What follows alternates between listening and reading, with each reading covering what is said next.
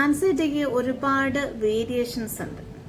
Generalised anxiety എന്ന് പറയുന്നത് എന്തിനേയും ഏതിനേയും അഭിമുഖീകരിക്കാനുള്ള വിഷമത ഉണ്ടാകുന്ന ഒരവസ്ഥയാണ്. അതായത് ഒരു എക്സാമ്പിൾ പറയുകയാണെങ്കിൽ, ഇപ്പോൾ ഒരു കുട്ടിക്ക് എക്സാമാണ്, ആ കുട്ടി എങ്ങനെ എക്സാമിനെ പെർഫോം ചെയ്തു, അതിന് ആ കുട്ടിക്കില്ലാത്ത ടെൻഷനും വെപ്രാളമാണ് അതിൻ്റെ മാതാപിതാക്കൾക്ക് അല്ലെങ്കിൽ അമ്മമാർക്കുണ്ടാകുക. അല്ലെങ്കിൽ കുഞ്ഞ് സ്കൂളിൽ നിന്ന് കുറച്ച് താമസിച്ച് വന്നാൽ ടെൻഷൻ അടിക്കുക, അല്ലെങ്കിൽ ഒരു ഇൻ്റർവ്യൂവിന് പോകുന്നതിന് മുമ്പ് ടെൻഷൻ അടിക്കുക, ഒരു ട്രെയിൻ മിസ്സാവുമോ, എനിക്ക് ആ ബസ് കിട്ടുമോ, പ്രോപ്പറായിട്ട് എനിക്ക് ഫ്ലൈറ്റിൽ കയറിയിരിക്കാൻ സാധിക്കുമോ എന്ന് തുടങ്ങി കൊച്ചു കൊച്ചു കാര്യങ്ങൾക്ക് പോലും വളരെയധികം ടെൻഷൻ അനുഭവിച്ചിട്ട് രാത്രി മൊത്തം ഉറക്കമുളച്ച് അതിനെക്കുറിച്ച് ഓവർ തിങ്ക് ചെയ്യുന്ന ഒരവസ്ഥയാണ് ആൻസൈറ്റി എന്ന വിഭാഗത്തിൽ പെടുന്നത്.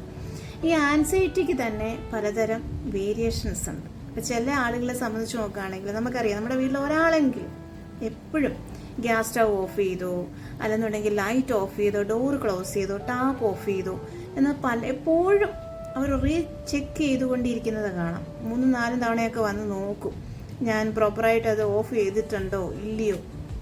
അപ്പോൾ ആദ്യമൊക്കെ ഓക്കെയാണ്, നമ്മളും വിചാരിക്കും ശരിയാണ്, ഓക്കെ ടെൻഷൻ കൊണ്ടായിരിക്കാം. പക്ഷെ കാലക്രമേണ അതൊരു ഹാബിറ്റായിട്ട് മാറുകയാണ്, ശീലമായിട്ട് മാറുന്നു. പിന്നെ അവരുടെ കൂട്ടത്തിലുള്ള ആളുകൾക്കും അത് പ്രശ്നമാണ്. ഇവരൊരു സ്ഥലത്ത് പോകുന്നതിന് മുമ്പ് പ്രോപ്പറായിട്ട് കതവ് ക്ലോസ് ചെയ്തിട്ടുണ്ടാവാം, പക്ഷെങ്കിൽ വണ്ടിയിലൊക്കെ കയറി ഇരുന്ന് എത്തുന്ന വരെയും ആ കൂടെ ഉള്ള ആളെ ഇങ്ങനെ ടെൻഷൻ പിടിപ്പിച്ചുകൊണ്ടേയിരിക്കും, അയ്യോ ഞാനത് ഓഫ് ചെയ്തു, അങ്ങനെയുള്ള കാര്യങ്ങൾ. പിന്നെ ചില ആളുകളെ സംബന്ധിച്ച് പൂഴ്ത്തി വയ്ക്കുന്ന ഒരു സ്വഭാവമുണ്ട്. പണ്ടൊരു സിനിമയിൽ നിങ്ങൾക്കറിയാം, നിങ്ങളെല്ലാവരും കണ്ടിട്ടുണ്ടാവാം, ഉർവശി കൊച്ചിലെ ഉപയോഗിച്ചുകൊണ്ടിരുന്ന ടൂത്ത് ബ്രഷ്, അതുപോലെ തന്നെ മാങ്ങ പറിക്കാൻ വേണ്ടി ഉപയോഗിച്ചിരുന്ന കല്ലുകൾ എന്ന് വേണ്ട എന്തൊക്കെ സൂക്ഷിച്ച് വെക്കാമോ നമ്മൾ മനുഷ്യർ സാധാരണ രീതിയിലൊക്കെ ഉപയോഗിക്കാത്ത, അല്ലെങ്കിൽ നമ്മളത് വലിച്ചെറിയുന്ന കാര്യങ്ങൾ വരെ അവർ സൂക്ഷിച്ചൊരു പെട്ടിയിൽ കൊണ്ടുവന്ന് വലിയ നിധി പോലെ സൂക്ഷിക്കുന്ന ആളുകൾ ഇപ്പോഴും ഉണ്ട്. പല വീടുകളിൽ ചെല്ലുമ്പോൾ നമുക്കറിയാം, എസ്പെഷ്യലി അമ്മച്ചിമാരൊക്കെയാണ് കേട്ടോ, പ്രായമുള്ള അമ്മമാരുടെ കയ്യിൽ ഒരുപാട് കാര്യങ്ങൾ കാണും. ചോദിക്കുമ്പോൾ പറയും, ഇതെൻ്റെ ചെറുപ്പകാലം തൊട്ടേ എൻ്റെ അമൂല്യ നിധിയാണ്, ഇതൊന്നും കളയാൻ പറ്റത്തില്ല, ഇത് വളരെ എസെൻഷ്യൽ തിങ്സ് ആണെന്നൊക്കെ അവർ പറഞ്ഞത്. പ്രായമുള്ളവർ മാത്രമല്ല, നമ്മളീ പലരും തന്നെ ഇത്തരം ഒരു അവസ്ഥയിലൂടെ കടന്നു പോകുന്നവരാണ്. പക്ഷെ നമ്മൾ ഒരു ഘട്ടത്തിലെത്തുമ്പോൾ വിചാരിക്കും, ഇതൊന്നും നമുക്ക് വേണ്ട, ഇതൊക്കെ കളഞ്ഞേക്കാം എന്ന് വിചാരിക്കുമ്പോഴും പക്ഷെ നമ്മുടെ ആ ഒരു തിങ്കിങ് നമ്മളെ അതിനെ അനുവദിച്ചൊന്നും വരത്തില്ല. എന്നാൽ ചില ആളുകളെ സംബന്ധിച്ചിടത്തോളം അവർക്ക് കണ്ടാമിനേഷനെ കുറിച്ചുള്ള ടെൻഷനാണ്. കണ്ടാമിനേഷൻ എന്ന് പറയുമ്പോൾ ഈസി ആയിട്ട് നമുക്ക് രോഗം വരുമോ എന്നുള്ള അവസ്ഥ. ആദ്യം വീട്ടിൽ നിന്ന് തുടങ്ങും. തുടങ്ങുമെന്ന് പറഞ്ഞാൽ അമിതമായിട്ട് കൈ കഴുകിക്കൊണ്ടിരിക്കും. മനസ്സിലാവുന്നുണ്ടോ? നമ്മളിപ്പോൾ ഒരു കാര്യം ചെയ്തതിന് വന്ന ശേഷം ഒരു തവണ, നമ്മളെ സംബന്ധിച്ചിടത്തോളം നമുക്ക് ഒരു തവണ കഴുകിയാൽ മതി. അവരെ സംബന്ധിച്ചിടത്തോളം ഒരു തവണയല്ല അവർ കഴുകുന്നത്, അവർ 4, 5, 10 തവണ ആവർത്തിച്ച് ഇങ്ങനെ കൈ കഴുകിക്കൊണ്ടേയിരിക്കും. അതുമാത്രമല്ല,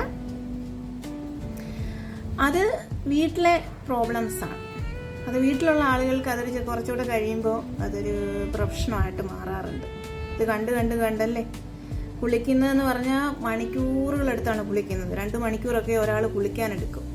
ദിവസത്തിൽ 4 തവണ കുളിക്കുന്ന ആളുകളുണ്ട്. ചെളി പോയില്ല, അഴുക്ക് പോയില്ല എന്ന് പറഞ്ഞിട്ട്. അവിടെ ചെടി അഴുക്കൊന്നും ഉണ്ടായിട്ടല്ല, അവരുടെ മനസ്സതിനെ അനുവദിക്കുന്നില്ല, അവരുടെ തിങ്കിങ്ങാണ്. കൈ കഴുകി പോയി സോഫയിൽ ഇരുന്നതിന് ശേഷം പിന്നെ ഒരു അരമണിക്കൂർ കഴിയും വീണ്ടും ചിന്തിക്കും, അയ്യോ എൻ്റെ കയ്യിലെ അണുക്കളൊന്നും പോയിട്ടില്ല, ഇനി ഒന്നുകൂടെ കഴുകാം. അങ്ങനെ ആ കൈ കഴുകൽ രാത്രി വരെയും നീണ്ടു നിൽക്കും എന്നുള്ളതാണ് അവസ്ഥകൾ.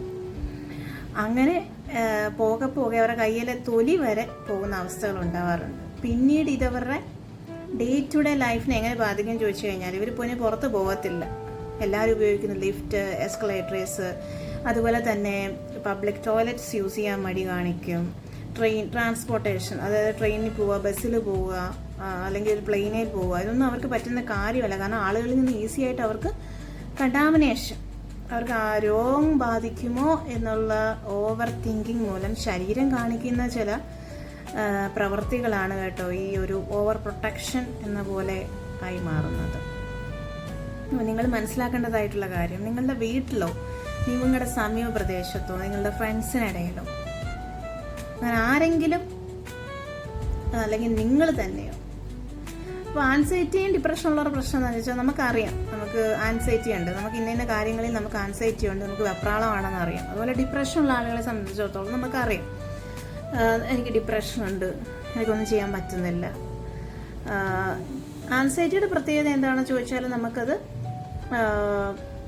വലിയ കുഴപ്പം എത്തിയിട്ടില്ലാത്ത കാര്യങ്ങളിലൊക്കെ ആണെങ്കിൽ നമുക്ക് ചെറിയ കൗൺസിലിങ്ങിലൂടെയോ അല്ലെങ്കിൽ അതിന് തെറാപ്പീസൊക്കെ ചെയ്ത് നമുക്ക് തന്നെ സ്റ്റേബിളാക്കി എടുക്കാവുന്നതേ ഉള്ളൂ.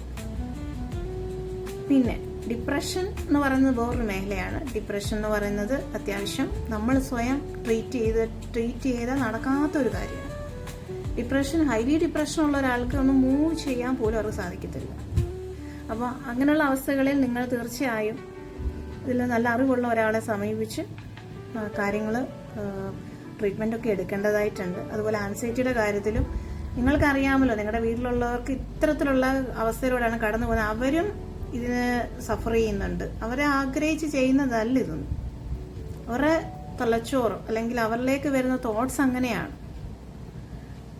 അപ്പോൾ ഇത്തരം ആളുകൾ നിങ്ങളുടെ കൂട്ടത്തിലോ സമീപ പ്രദേശങ്ങളിലോ ഒക്കെ ഉണ്ടെങ്കിൽ നിങ്ങൾ തീർച്ചയായും അവർക്ക് ഗൈഡൻസ് കൊടുക്കുക, ഈ വീഡിയോ അവരിലേക്ക് എത്തിച്ചു കൊടുക്കുക. ട്രീറ്റ്മെൻറ്റ് സംബന്ധമായിട്ടുള്ള അല്ലെങ്കിൽ തെറാപ്പി സംബന്ധമായിട്ടോ കൗൺസിലിംഗ് സംബന്ധമായിട്ടുള്ള ഡൗട്ട്സുകളോ കാര്യങ്ങളോ ഉണ്ടെങ്കിൽ ഈ താഴെ കാണുന്ന നമ്പറിൽ നിങ്ങൾക്ക് എന്നെ കോൺടാക്ട് ചെയ്യാവുന്നതാണ്.